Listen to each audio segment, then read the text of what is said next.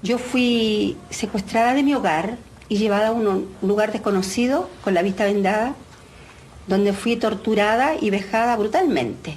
Las torturas físicas, en realidad las pude borrar, pero las torturas morales no creo que las borre tan fácil. Por eso yo voy a votar que no, porque para que el día de mañana todos juntos vivamos nuestra democracia libre, sin odio, con amor, con alegría. Por eso mi voto es no. Porque su alegría, que ya viene, es mi alegría. Porque sus sentimientos son mis sentimientos. Porque el día de mañana podemos vivir en democracia, libre, sana, solidaria, en que todos podamos compartir. Porque esta linda señora es mi madre. Sin odio, sin violencia, sin miedo. No más. Vote no. El derecho de vivir, poeta Ho Chi Minh, que golpea de Vietnam. Sim, começando agora direto dos estúdios móveis Dom Diego Armando Maradona, o último episódio de 2021 do podcast do Armário da Bola. Eu tô com a cabeça tão em 2022 que eu até escrevi aqui na pauta que seria o último programa de 2022, mas é o último de 2021. A gente vai aproveitar os deliciosos ventos que sopram do Chile e se avizinham pro ano que vem aqui pro Brasil e para falar sobre o Chile, Caselli, a ditadura de Pinochet, o Estádio Nacional e como tudo isso se relaciona com a recente eleição que ocorreu no um dos dois países que não é vizinho aqui do Brasil, mas que é muito próximo nosso, apesar de muita gente fazer parecer que não é. Meu nome é Gustavo Angeléias e eu tô aqui como sempre com ele, Chico Freire, o homem das camisas. Chico, seu buenas noches. Buenas noches, amigos e amigas do Armário da Bola, o fim de seu Vintas, chegando aqui para um especial de fim de ano, né? Esse episódio não vai ser tão natalino quanto o do ano passado. A gente tem que mandar um valeu natalino aqui, mas esse episódio não é com essa pegada. Mas fala de esperança. E Natal é esperança. Exatamente. É época de novos ciclos, né? Ainda mais a gente chegando em 2022, que vai ser um ano tão importante, tão interessante para o Brasil e com ventos bons soprando para cá. A gente vai pegar um exemplo de uma companhia latino-americana aqui para falar sobre mudanças, sobre o futebol como esperança, sobre o futebol como política. E se no passado já foi dessa forma, que hoje o Chile mais uma vez sirva de exemplo para a gente, né? Que sirva aí para a gente combater o que há de pior, e que essas histórias de resistência e de esperança com base no futebol também nos inspirem para construir coisas boas. O Chile construiu agora ainda, aproveitou o restinho de 2021, a gente vai ter agora, daqui a menos de 365 dias da data de gravação, talvez se você está ouvindo esse episódio daqui a muito tempo, talvez seja menos, mas daqui a menos de 365 dias temos eleições aqui no Brasil, e que sejam eleições de esperança e de momentos bons, né? Como o Chile está vivendo agora, daqui a menos de um ano é a nossa vez. Os recadinhos de hoje, a gente queria, na verdade, agradecer a todo mundo que acompanhou a gente, seja aqui, seja na Twitch, todo mundo que esteve com a gente em mais um ano aí. Ano 2 do Armário da Bola, Francisco Freire. Agora estamos nos encaminhando para o ano 3 desse projeto aqui que a gente tanto se orgulha de fazer e é tão bom dividir contigo isso e dividir com tanta gente legal que tá entrando nesse bonde com a gente, né? Seja gente convidada, seja gente que ouve e vem falar com a gente, tem muita gente que a gente precisa agradecer aí, e a gente não vai falar o nome de todo mundo porque é bastante gente, mas todo mundo que tá junto com a gente agradece demais a colaboração e a parceria, né? Vai fazer 3 anos de programa, o que já configura 3 anos a mais do que deveria ter, né? Isso, exatamente.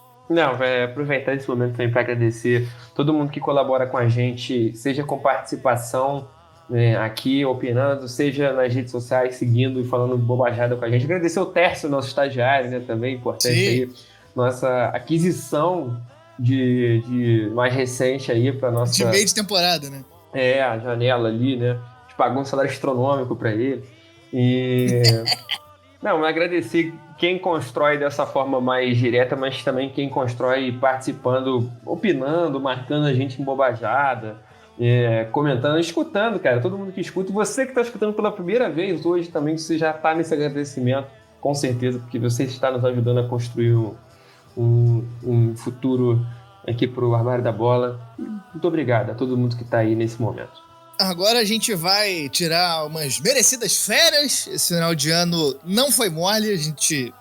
Trabalho e mudança, e o Chico mudou de região, e muita coisa acontecendo. A gente vai tirar umas fériasinhas. Não decidimos quando a gente volta, porque a gente tem pelo menos 2 meses que a gente fala vamos fazer uma reunião para organizar o fim de ano.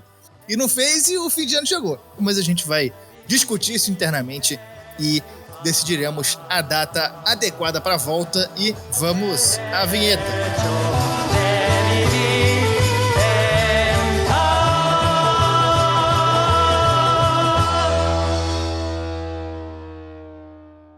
Eu sou obrigado a falar que esse programa aqui tá uma porra. Vidro de vidro? Sabia não? Esses negros maravilhosos que saem tabelando, tocando.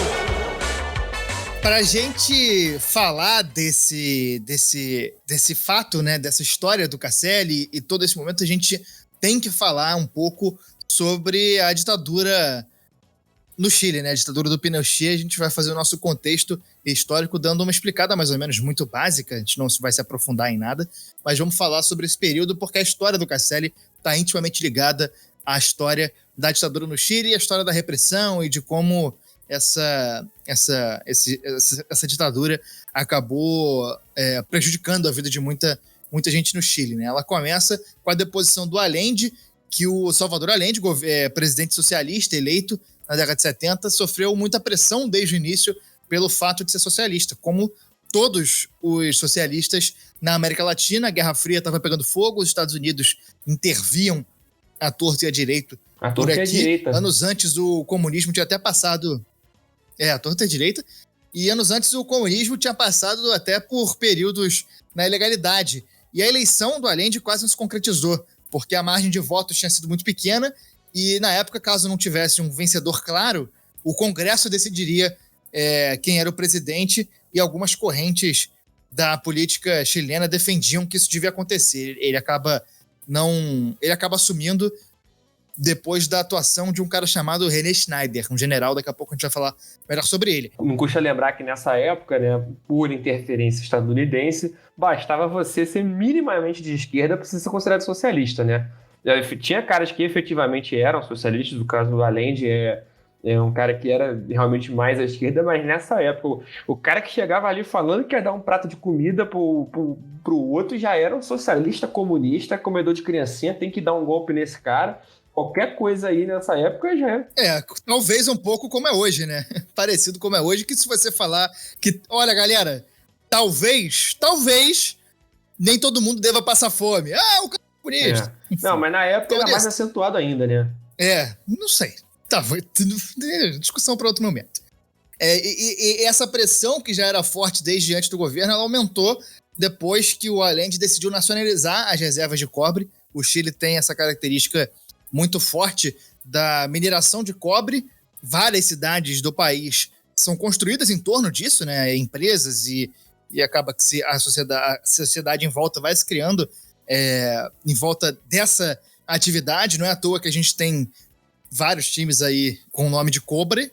Cobreloa e Cobressal são 2 times que são basicamente cidades mineradoras.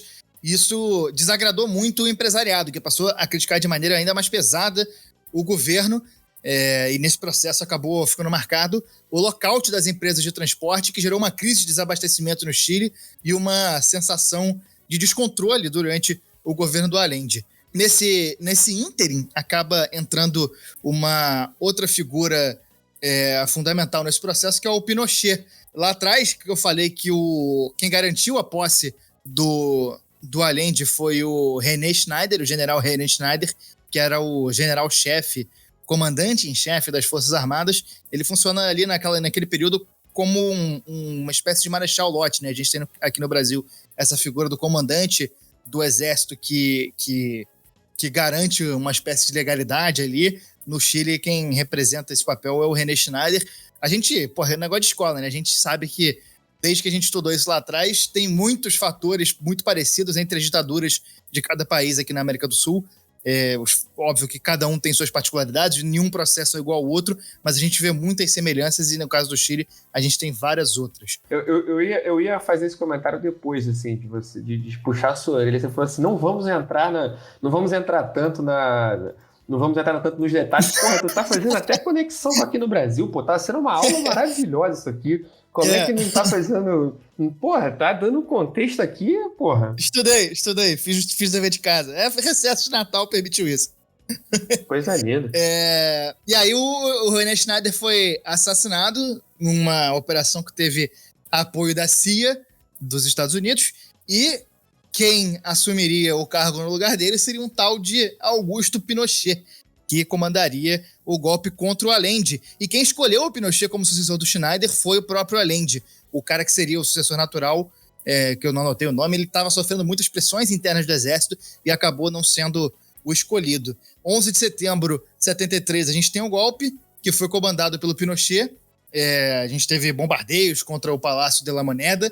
O Allende acaba se suicidando, o que não é bem um suicídio quando você tem um exército partindo para... Ele fez uma transmissão, né? Pela Sim. rádio. E depois se matou, assim, não é um suicídio per se, se tem um exército partindo para cima de você e você sabe que você vai ser torturado. Então, assim, ele foi praticamente forçado a se suicidar. E esse processo todo teve o apoio dos Estados Unidos, tanto no assassinato de Schneider quanto no golpe. Isso não é teoria da conspiração, isso está tudo documentado, e os documentos foram inclusive entregues pelo governo estadunidense ao Chile alguns anos atrás. Isso tem sido bastante estudado com a ajuda desses documentos nos últimos anos.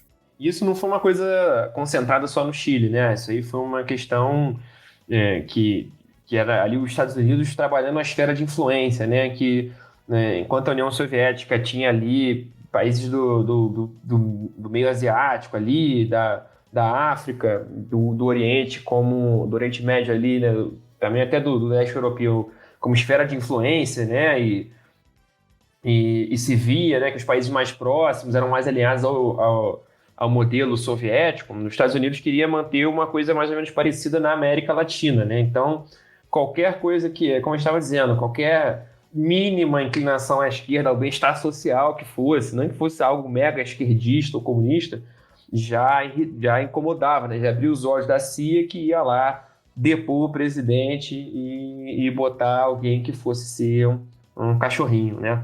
E isso era o nome dado a essa estratégia, era Operação Condor, né? Que, enfim, aqui no Brasil foi alvo, né? O Brasil foi alvo dessa situação. A maioria dos países que passou por uma ditadura militar, né, nessa segunda metade aí do século XX, tem um dedo, tem uma mão inteira, né, ou até os ombros, até tudo, né, dos Estados Unidos, da Operação Condor, em treinamento militar, em investimento a forças que desestabilizassem o poder.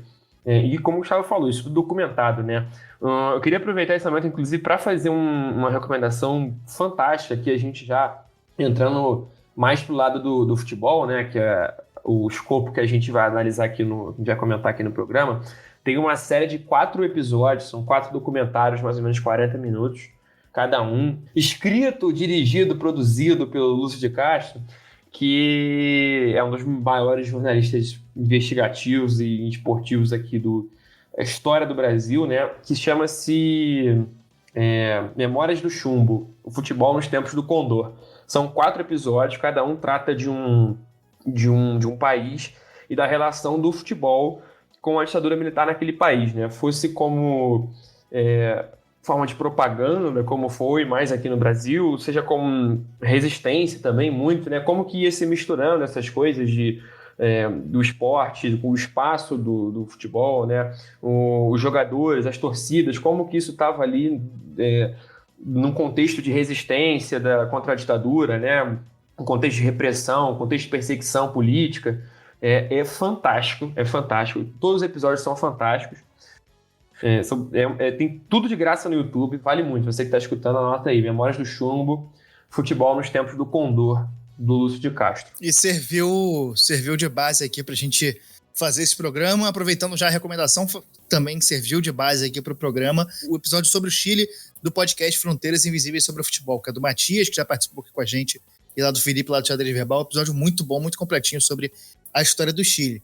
Voltando aqui ao regime Pinochet, em comparação com outras ditaduras aqui na América do Sul do período, é bem mais personalista, né? A gente vê na Argentina, no Brasil, generais trocando o poder, né, de mãos em mãos. Lá foi sempre centrado na figura do Pinochet. Se isso difere o regime Pinochet das outras ditaduras, em comum a gente vai ter a perseguição às oposições, torturas, assassinatos de adversários políticos e a implementação de políticas liberais em troca de apoio dos Estados Unidos. O processo de implementação dessas políticas tem como personagens centrais os Chicago Boys, que eram economistas jovens da Universidade de Chicago, nos Estados Unidos, que foram ao Chile trabalhar no governo e promover medidas de privatização e desregulamentação da economia, que possibilitaram a diminuição da inflação e uma breve recuperação econômica que, mais para o final do regime Pinochet, ia acabar numa crise que levou até a nacionalização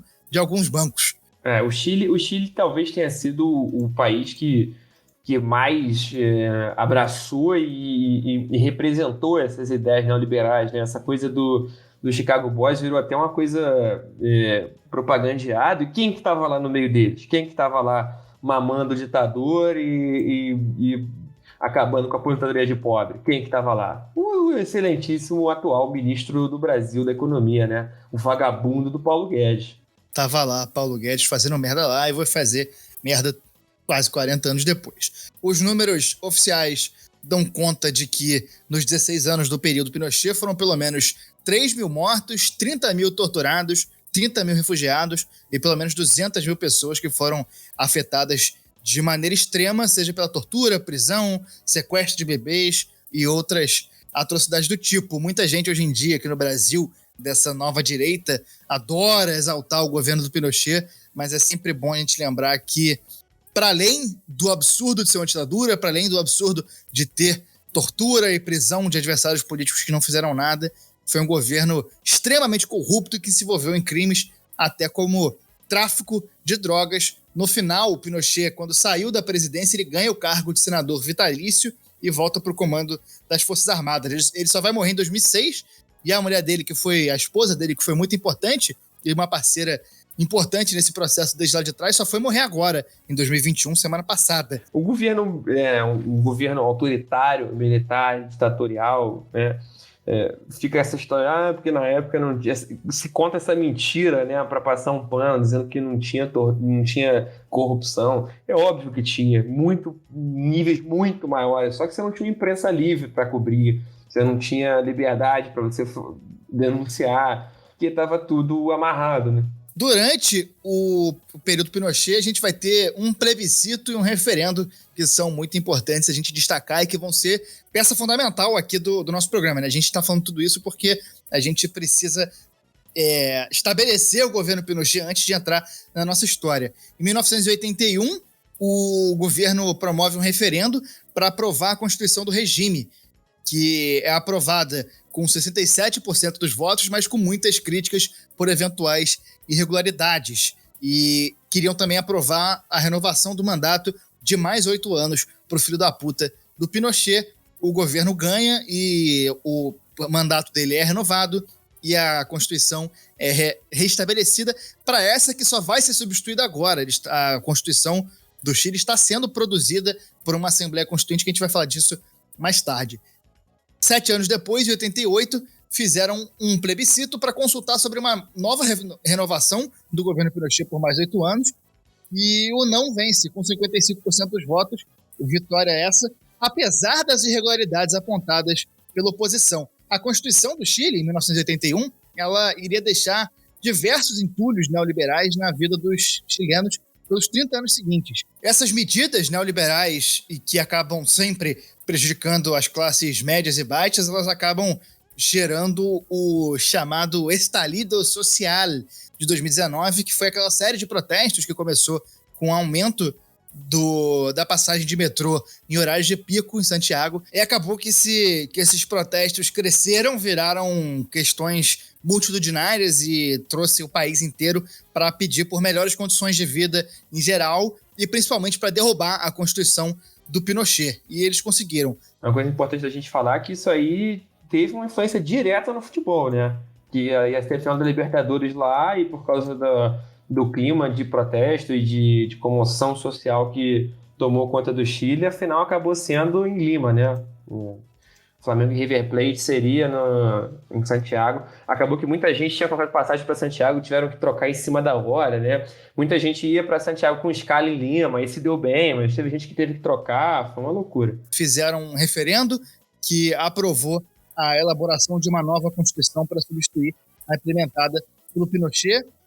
Teve uma Assembleia Constituinte que foi eleita do zero, existia a possibilidade de ter uma Assembleia Constituinte que seria eleita só metade, a outra metade seria de deputados que já estão eleitos, mas ela foi criada do zero, paritária, com o mesmo número de homens e mulheres. Se não me engano, é a primeira no mundo que vai ser criada, a primeira Constituição no mundo que vai ser criada com o mesmo número de homens e mulheres, e além disso reservou ali um espaço para povos originários do Chile, e isso acaba também caindo na eleição do Boric, porque a eleição do Boric ela faz parte desse processo de pedido, né, de clamor social por uma sociedade mais justa. E a gente é de esquerda, mas a gente não tem como garantir que o governo Boric vai ser bom, ele vai ter problemas para governar, porque ele não tem comando total do Congresso, mas, de qualquer forma, a eleição do Boric está muito ligada a isso e está muito ligada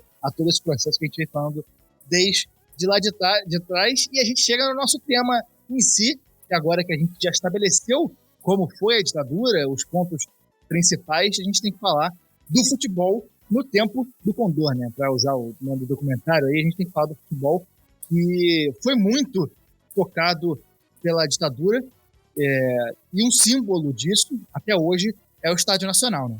Não, a gente entrando aqui, a gente vai voltar, né? A gente acabou falando um pouco de 2019, falando de 2021 agora também, mais pelo lado histórico, político. A gente volta alguns anos para falar do começo da ditadura, né? E eu acho que um dos maiores simbolismos que isso tem, né? É o fato do Estádio Nacional de Santiago ter sido um centro de detenção, né? Assim que a ditadura estourou, aproveitaram o espaço físico do Estádio Nacional para fazer um campo de concentração ali, né? Um campo de tortura. Os presos eram mandados para lá, assim, aos milhares, e eram torturados lá mesmo. Enfim, acabou virando um campo ali de detenção. As pessoas ficavam meses lá, teve jornalista que ficou coisa de meses lá.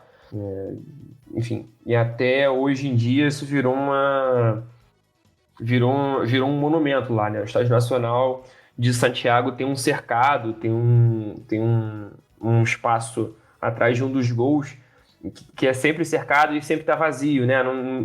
Virou um monumento ali que eles dizem que é em homenagem às pessoas que passaram por ali e que não podem mais ver os jogos, né? É uma homenagem muito bonita, muito sensível, né? Sim, sim. Há pouco tempo atrás, 2 jogadores foram depositar flores lá. É um espaço ali que conserva a arquibancada da época. Ao todo, 40 mil pessoas passaram pelo local. Muitas delas foram torturadas. Eu vi até, cara, na pesquisa, eu já não lembro mais o que foi, mas em algum lugar pesquisando, eu vi que uma coisa muito simbólica é que os alto-falantes do estádio, né, que serviam para anunciar gol, para anunciar substituição, anunciar o dia a dia do jogo, o cotidiano do jogo, passaram para anunciar quem deveria se encaminhar às torturas e para qual lugar as pessoas iam. Então, assim, é um local repleto de simbolismo. E ali foi o caso onde foi torturado e morto o Vitor Hara, né? que é uma das grandes vozes chilenas contra a ditadura, né? Era um poeta, um cantor que fazia músicas, né, enfim, críticas, né, músicas de cunho muito social. Um cara que era bem popular no Chile, e ali ele foi torturado e morto, né? Assim, quebraram os dedos dele, falavam assim, ó, você não vai mais tocar violão. Era um negócio cheio, ódio e ressentimento, né? Como é marca, né, dessa corrente política aí. Eu peguei aqui uma aspa do jornalista, historiador Maurício Brum para o Globoesporte.com. Tem uma matéria muito boa do Globoesporte.com sobre esse período. E ele fala que era bastante indiscriminado sobre quem era detido, né? Não tinha necessariamente que ser pessoas ligadas a partidos comunistas ou socialistas. O governo militar ele perseguia, sobretudo, supostos militantes de partidos de esquerdas, pessoas suspeitas, e do total de prisioneiros, 36% não tinha relação nenhuma com a militância. Então, assim, não era algo que era localizado, era algo que era geral, prendia todo mundo e foda-se, porque era um governo autoritário que fazia o que queria. E acabou sendo o cenário dessa cena patética que é a grande história aí da Copa de 74 das eliminatórias, né? Exatamente. A gente vai chegar nas eliminatórias da Copa de 74 que o Chile se classifica para a repescagem, né? Acabou se classificando para a repescagem dessa Copa de 74. 2 semanas depois do golpe, em 73, o Chile viaja à União Soviética para jogar uma repescagem. Essa repescagem valendo vaga no Mundial da Alemanha. Foi um sorteio, né? A FIFA, enfim, era uma questão aí de... é igual hoje em dia, né? Hoje em dia é mais organizado, porque tem mais vaga, aí que tem o negócio, né, o sexto da América do Sul vai jogar contra o segundo da Oceania. Nessa época era um sorteio, e aí o Chile foi pegar a União Soviética. A União Soviética tinha uma relação com o governo do Allende, né? Por ser um governo de esquerda, um governo socialista, tinha um apoio político e econômico da União Soviética, e o Chile foi muito mal recebido, né? Quando eles foram jogar em Moscou, foi coisa de 2 semanas depois do golpe militar, e a seleção chilena, ainda que os jogadores em si não tivessem necessariamente essa ligação, não foram eles que deram o golpe, né? Mas eles acabaram tendo uma recepção muito ruim até do público, né? Teve problema de imigração, o público vaiava, também durante o jogo o público vaiava, e acabou 0-0, né? E a questão é que no jogo da volta a seleção soviética simplesmente se recusou a jogar, bateu o pé e falou, não, a gente não vai jogar na ditadura, a gente não vai viajar, a gente não vai jogar em Santiago por causa disso que tá rolando. Já tinham as denúncias de que o estádio estava sendo usado para essas prisões e para essas torturas. A União Soviética se recusou a jogar. A ditadura do Chile até acabou retirando toda a estrutura ali de prisão, evacuou todo mundo às pressas, tirou geral de lá. Passou uma maquiagem. Uma maquiagem, mas acabou que a União Soviética não foi e tomou um WO e teve o que é considerado pelos chilenos como o jogo mais triste da história. Não foi WO, né, na verdade. Não, foi WO, né? Mas eles fizeram ali simbolicamente, botaram o time ali em campo, fizeram um gol sem rival, e aí o jogo foi encerrado, o Chile se classificou. Patética, é muito triste. É uma cena patética, cara, uma cena patética. A FIFA obrigou, né? A FIFA falou assim, não, vai ter que entrar em campo, vai ter que jogar. E os próprios jogadores tinham noção, né? Os próprios jogadores ficaram constrangidos de ter que fazer isso. E aí, enfim, entraram os 11 ali, saudaram a torcida, cantaram um hino contra um adversário que não tava ali, né? Não tinha, simplesmente entraram só 11 em campo em vez de 22. E aí, enfim, foram trocando passes até chegar na outra área.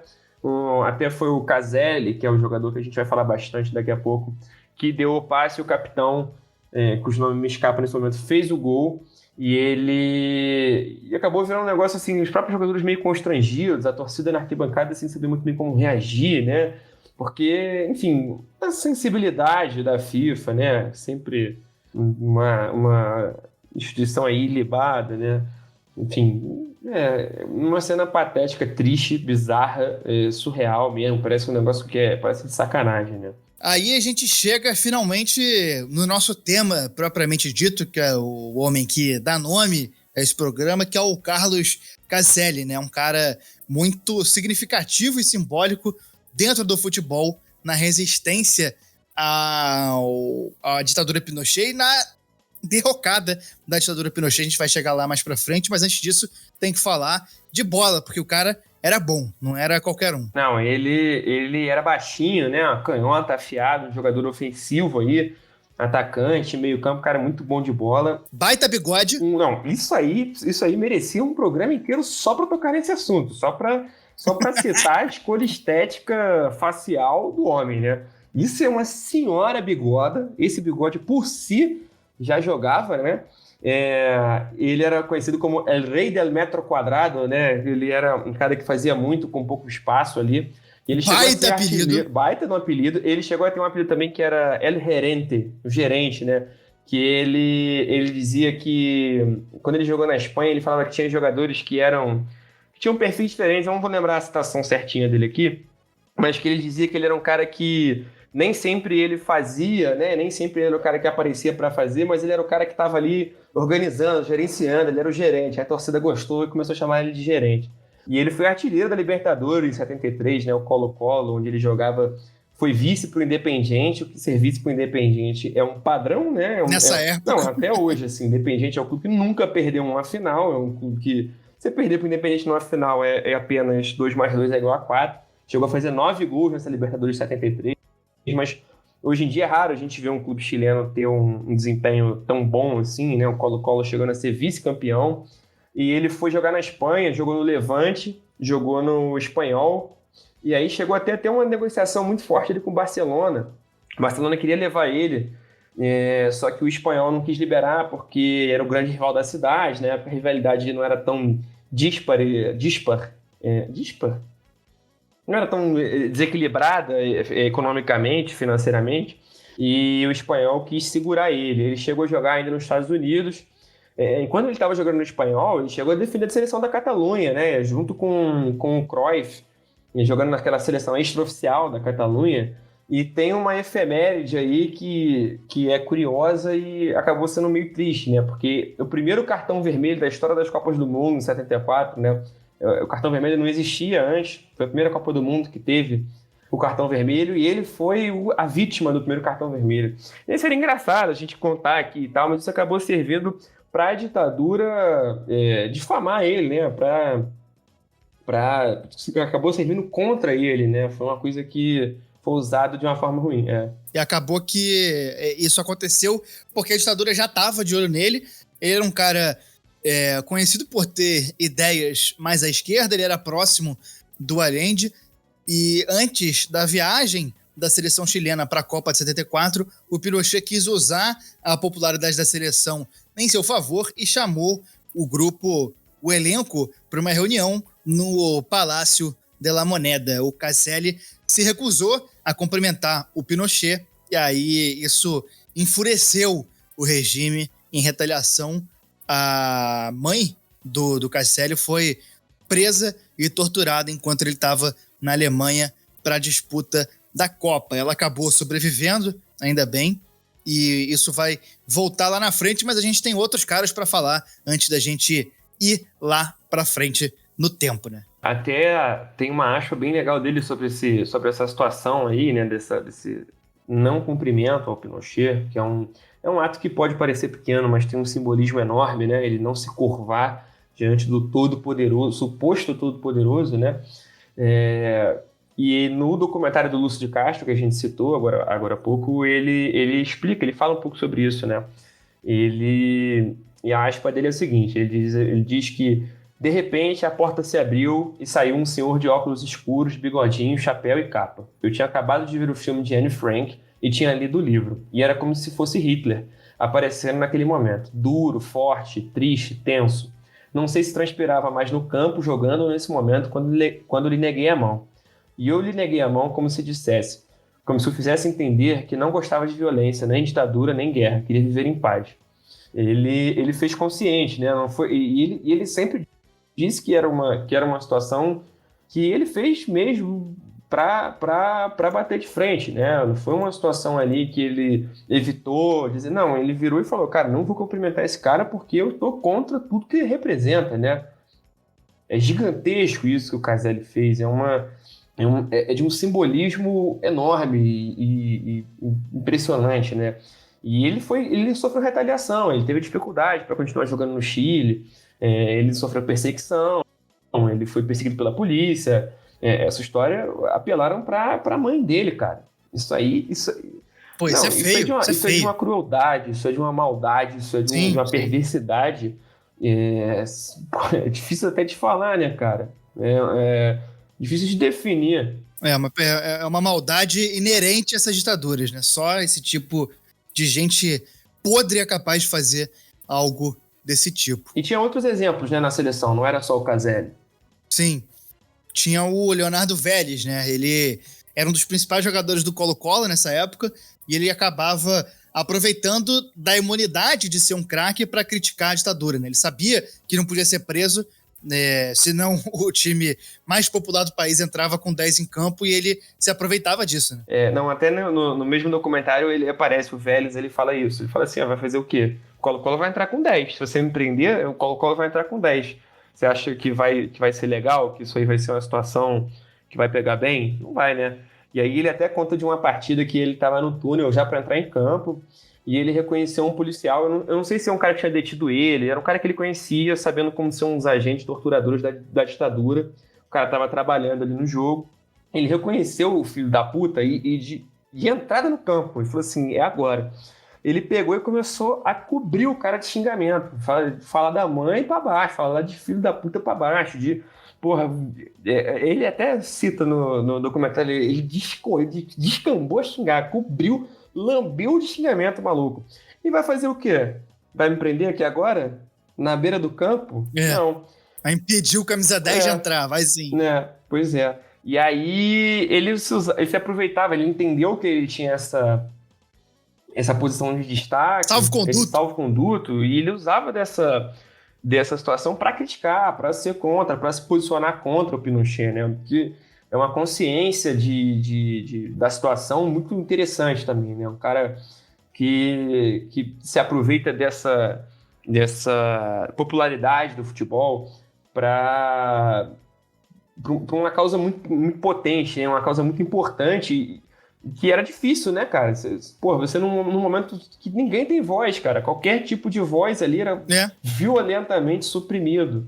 Então, o cara se aproveitar disso também é muito impressionante. Antes da gente falar do plebiscito, que a gente estava falando do caso da situação do Caselli, tem uma outra situação dessa época ainda, né? Um cara que acabou sofrendo sem querer, né? Sem ter muita culpa. Que isso é aí já é um pouco mais pra galhofa, né? E esse cara é o Francisco II Pinochet Cifuentes, apelidado de Pinóquio.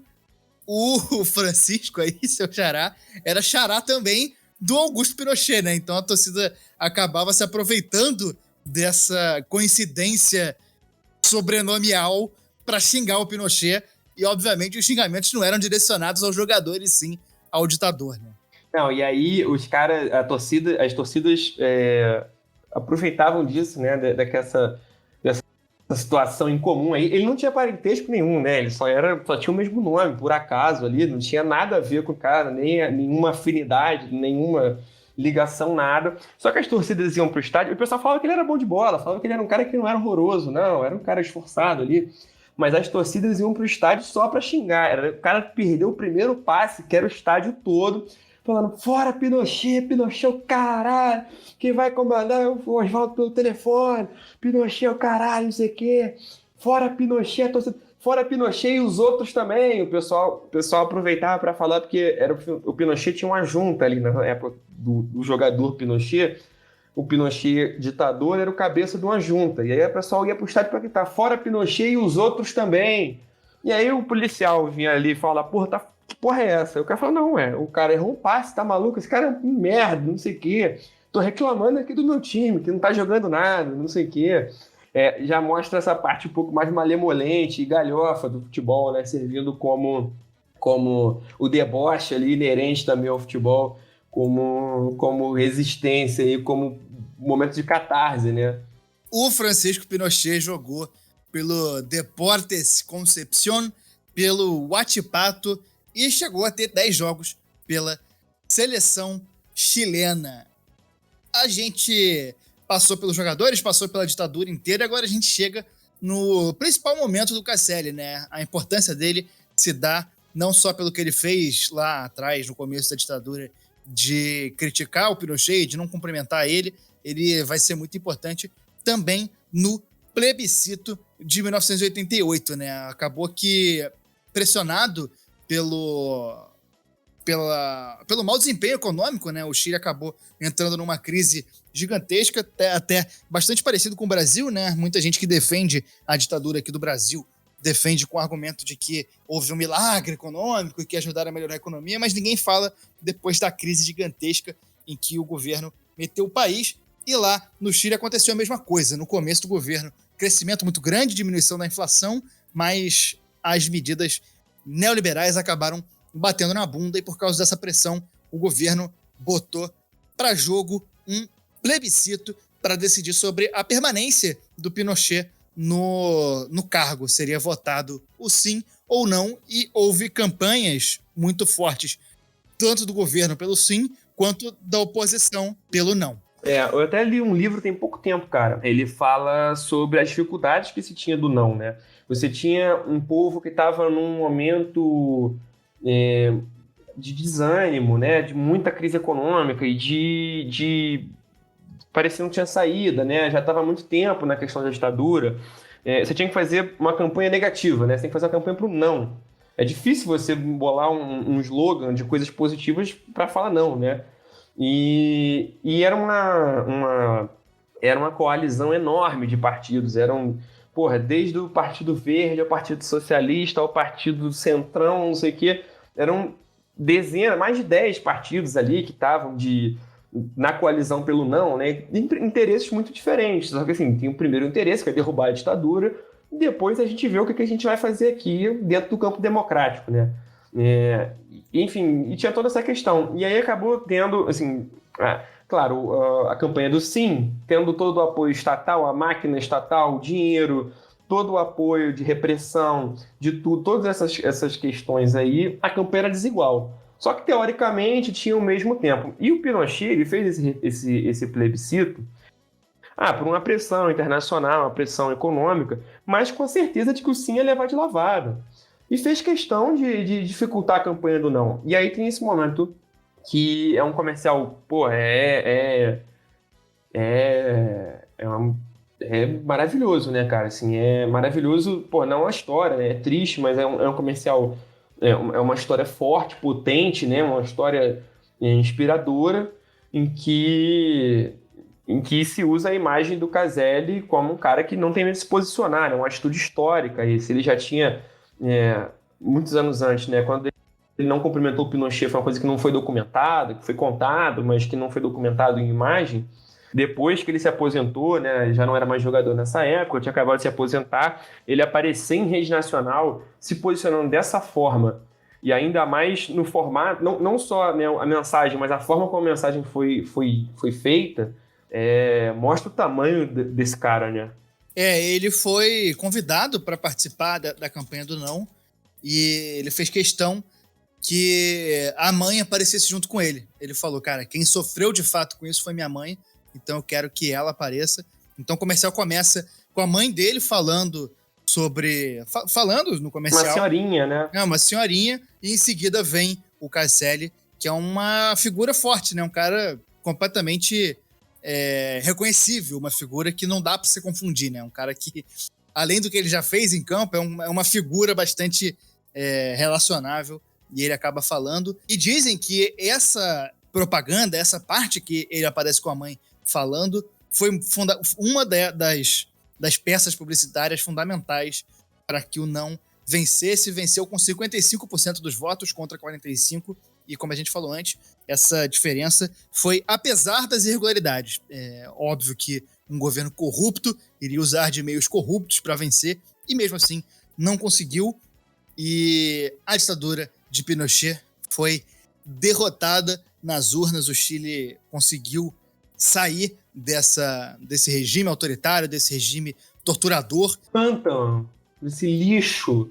Essa coisa que a gente precisa condenar sempre, e como o próprio povo chileno fala e como a mensagem no Estádio Nacional diz, um pueblo sem memórias, um pueblo sem futuro. Um povo sem memória, um povo sem história, é um povo sem futuro. E o povo chileno tem muita memória e acabou conseguindo se livrar do Pinochet em 90 e acabou tendo que agora, em 2021, se livrar novamente da herança pinochetista, né?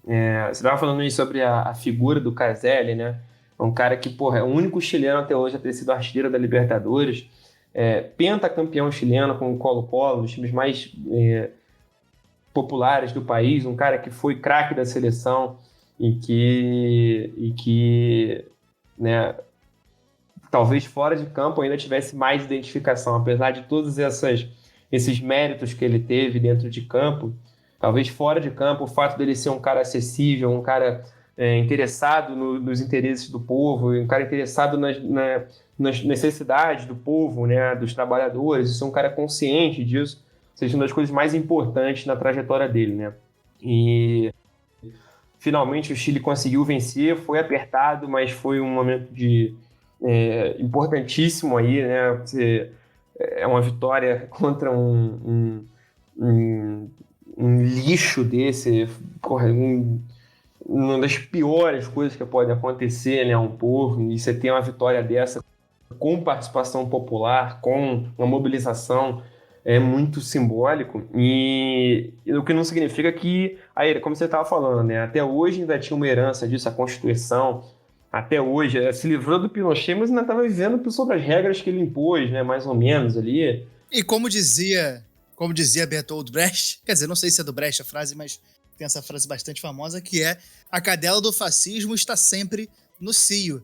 E a gente viu isso agora nas eleições de 2021 no Chile, acabou de acontecer, semana passada a gente teve o segundo turno, que colocou o Boric, que a gente já comentou, que é o candidato de esquerda, um líder estudantil jovem, 35 anos, que colocou ele contra o José Antônio Cast, que é um cara filho de um ex-oficial nazista, ex-membro do Partido Nazista da Alemanha, ex-oficial nazista, e que sempre mentiu em relação a isso, e é um cara que é saudoso da ditadura, quase um Bolsonaro, assim, óbvio que guardadas as devidas proporções, o cara não era militar e tal, mas esses caras saudosos da ditadura, um cara que carregava essa herança pinochetista. O Chile se viu diante de uma encruzilhada tal qual o Brasil se viu em 2018, né? A gente viu no Brasil o que aconteceu, o Chile disse não em 88, disse não em 2021, não ao pinochetismo, não ao golpismo, não ao fascismo, e elegeu o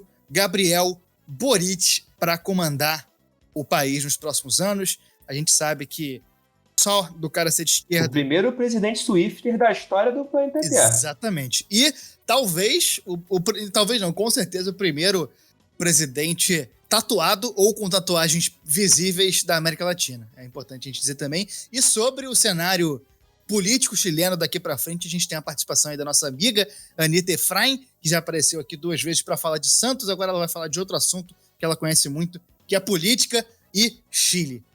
Toca o áudio aí da Anita.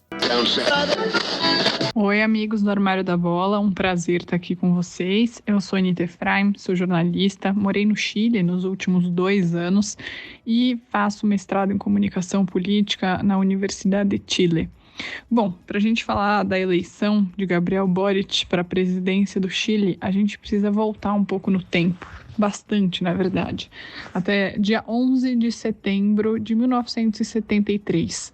Se você acha que 11 de setembro só é uma data importante por causa das Torres Gêmeas, você está enganado. 11 de setembro também foi o dia do golpe militar do Chile, quando Pinochet e outros militares explodiram o Palácio La Moneda, que é a sede do governo do Chile, e mataram o então presidente socialista Salvador Allende. A partir do momento que o Chile passou a ser governado por essa força militar e pelo Augusto Pinochet, o Chile começou a ser um laboratório do neoliberalismo. Tem uma frase muito conhecida pelos chilenos, em especial os que são contra o regime militar, que diz que no Chile nasce e morre o neoliberalismo. Ainda não morreu, mas quem sabe agora com a eleição do Boric. Mas por que é importante falar sobre essa questão do neoliberalismo? Porque a Constituição chilena, escrita no governo do Pinochet, ela não garantia direitos às pessoas, ela garantia liberdades. Então, você não tem direito à saúde que deve ser garantido pelo próprio Estado. Você tem direito, você tem liberdade para procurar a saúde. A saúde no Chile, por exemplo, é igual era no Brasil antes da existência do SUS. Isso quer dizer que é sempre vinculado ao emprego e você tem o sistema de saúde público, que você mesmo assim tem que pagar, né? Tem uma contribuição, uma parcela do seu salário que vai para essa contribuição, e o sistema de saúde privado, que aí se você tem um salário maior, você é vinculado a esse sistema de saúde privado. Então, quem é pobre no Chile tem direito a muito pouco. E quase nada de graça. É muito raro que as coisas sejam gratuitas. Tem escolas básicas gratuitas, a quantidade depende do bairro. Nos bairros mais ricos mal tem escola pública, por exemplo. E a educação superior, apesar de ser pública, não é gratuita. Tem universidades públicas. A Universidade de Chile, por exemplo, é pública, mas isso não quer dizer que ela seja gratuita. O Chile é um país bastante desigual. Não é mais desigual que o Brasil, mas o Brasil também é um país de proporções continentais. O Chile é um país muito menor. O Chile tem um pouco mais de gente do que na cidade de São Paulo. São 19 milhões de pessoas. E mesmo assim, o governo pouco se compromete a dar os direitos básicos para as pessoas.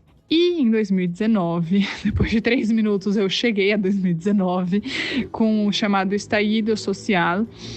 Estudantes, jovens foram às ruas para se opor ao aumento da tarifa do transporte público. E, pelo amor de Deus, não achem que o estallido social de outubro de 2019 tem alguma relação com as jornadas de junho de 2013 no Brasil, porque não tem.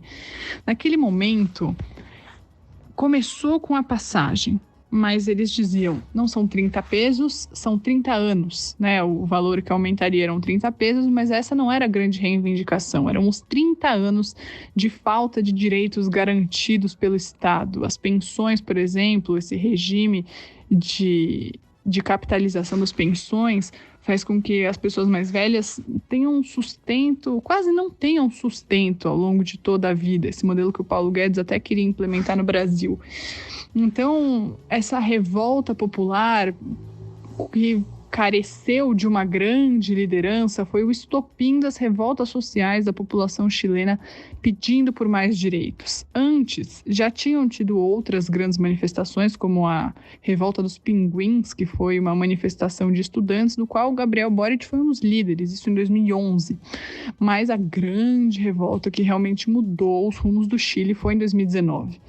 E depois de muitos dias de revolta e negociações, o ainda presidente Sebastián Piñera, que é da direita, aceitou fazer um plebiscito por uma nova Constituição. Esse plebiscito aconteceu no ano passado, em 2020. Não sei quando esse episódio vai ao ar, se já vai ser 2022, mas aconteceu em 2020 o plebiscito.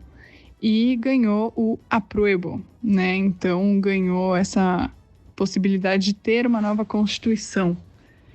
E formada apenas por cidadãos que seriam eleitos pelas pessoas. Nenhum parlamentar já eleito está envolvido na construção dessa nova Constituição. A Assembleia Constituinte ainda está acontecendo, ela é histórica porque ela teve uma obrigatoriedade de paridade de gênero, e olhem que loucura, isso era claro para beneficiar as mulheres, para ter certeza de que teria a participação igual das mulheres, mas acabou que beneficiou os homens, porque mais mulheres foram eleitas do que homens. Claro que essa onda progressista de luta por direitos também despertou os pinochetistas, os conservadores, as elites, que se sentiram ameaçadas. E aí vem, mais uma vez, José Antônio Kast, mais um representante dessa extrema-direita, essa onda de extrema-direita que se espalha pelo mundo, que já teve diversos representantes, como o presidente Jair Bolsonaro, como o ex-presidente Donald Trump, como Vítor Orbán, enfim, por aí vai, né? Como o Movimento 5 Estrelas na Itália. E isso acendeu, né? Obviamente, um alerta de perigo. E no primeiro turno, até o Kast ficou por muito pouco, né? Mas ficou na frente do Boric. E nesse segundo turno, a população chilena, no geral, foi capaz de perceber, a maioria da população chilena foi capaz de perceber que para vencer o Kast, um cara de extrema direita, conservador, contra o casamento homoafetivo, contra os direitos reprodutivos das mulheres, todo mundo que não ama o Boric teria de fazer concessões. Então, a sociedade chilena foi nesse sentido de fazer concessões, porque quem é mais à esquerda preferia outro candidato da esquerda, que era o Haddweck, que perdeu nas primárias para o Boric. E a centro-direita preferia outros candidatos, como o Sichel, que foi quem ganhou as primárias da direita, mas o Kast não participou de primária nenhuma, ele era um candidato independente. Então, foram muitas concessões, tanto da esquerda quanto da direita, para barrar a ascensão de mais um líder da extrema-direita na América Latina, e o Chile conseguiu, e assim elegeu Gabriel Boric, que é o mais jovem presidente da história do Chile, egresso do movimento estudantil, e que, na minha visão, é efetivamente o primeiro presidente de esquerda do Chile desde Salvador Allende, morto pelo pinochetismo. Então, Gabriel Boric venceu o pinochetismo, voltando a ser um presidente de esquerda no Chile, voltando a ter essa representação, porque mesmo a Michelle Bachelet não era uma pessoa que tinha posições tão de esquerda, sempre o Chile é um país muito conservador, muito católico, e ela por muitos momentos manteve esse posicionamento. Então, é isso, pessoal. Expliquei aqui o que deu, muito tempo. Se vocês precisarem cortar alguma coisa, fiquem à vontade. E é isso aí. Um beijo. Queria agradecer a Anitta pela contribuição. A Anitta morou no Chile, estava morando em 2019, né, durante o período ali de rebuliço social. E a despedida dela do Chile foi essa campanha aí do Boric, o nosso presidente fã de Taylor Swift e do Oasis. É importante a gente falar um pouco sobre ele, né? Um cara aí mais jovem, né? Um cara jovem ligado ao movimento estudantil, um cara aí que simbolicamente, a figura dele também representa aí uma quebra, né, de tradições nefastas, né? De paradigmas, talvez. E com isso a gente chega ao final do último episódio do podcast do Armário da Bola em 2021. A gente estava na dúvida sobre o que falar, em como a gente encerrar, e acho que esse tema caiu em boas mãos, né? Acho que se a gente... Em boa hora. Em boas mãos eu não sei dizer. Eu acho... você dizer que nossas mãos são boas, você está sendo um pouco exagerado aí. Cara, eu acho que no Armário da Bola não teria ninguém melhor do que eu e você para fazer esse programa. Com certeza o Galeano seria uma pessoa melhor para fazer isso. Inclusive tem o nome do autor. Né? Mas ele não é pessoa, aí é que tá, entendeu? A minha frase permanece. A gente tava na dúvida do que fazer e esse tema caiu bem, né? Caiu legal. A gente acaba falando de esperança, né? Falando de momentos melhores e falando do que a gente deseja muito para o Brasil em 2022. A gente vai ter um ano bastante movimentado, né? Não dá pra gente achar que não vai ser. A gente vai ter eleições e tem Copa do Mundo e a gente voltando à normalidade com vacina e todo mundo querendo voltar. E vai ser o ano que, se tudo der certo, a gente vai chutar a bunda do Bolsonaro da presidência do Brasil para, a partir daí, a gente começar a extirpar o bolsonarismo e se livrar desse problema que a gente tem aqui no Brasil. Chico, seu destaque final, último destaque final do ano. Meu último destaque final de 2021 vai para os ventos de esperança que temos para 2022, né? Que mais essa vitória do Chile sobre o fascismo sirva de inspiração e que a gente no Brasil tenha um cenário parecido. Teremos luta, mas teremos esperança e, vai dar tudo certo. Vamos vencer. Vamos vencer primeiro como pessoa e depois como legado. Não vou nem usar essa palavra, como rastro, né? Legado, a gente tem que... É uma palavra legal que remete ao legadão, como rastro de bosta que o bolsonarismo vai deixar. Que o Chile seja uma inspiração, que a gente tenha inspiração em Caselli, em Vélez, em Vitor Jara, em muitas outras vozes que a gente teve. Que o futebol possa ser também um espaço de resistência e de esperança na luta contra o fascismo, a extrema-direita, o autoritarismo e a violência. E vamos embora para 2022, mano. Vamos embora. Vamos embora para 2022, encerrando aqui o nosso ano mais uma vez.